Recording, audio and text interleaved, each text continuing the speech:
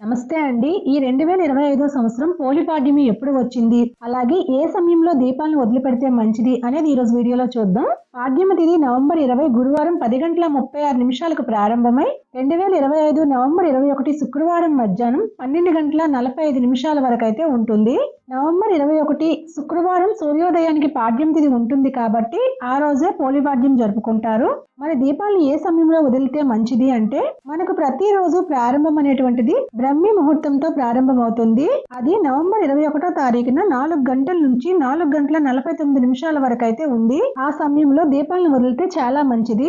ఒకవేళ ఆ సమయంలో వదలడం వీలు పడలేదు అంటే ఆ తర్వాత సమయాన్ని అరుణోదయం అంటారు. అది ఎప్పటి వరకు అంటే 4:49 నుంచి 6:15 వరకు ఆ సమయంలో వదిలినా కూడా మంచిదే అండి. ఆ సమయంలో కూడా వదలడం వీలు పడలేదు అంటే సాయంత్రం 5:32 తర్వాత దీపాలను వదిలే ప్రయత్నం చేయండి.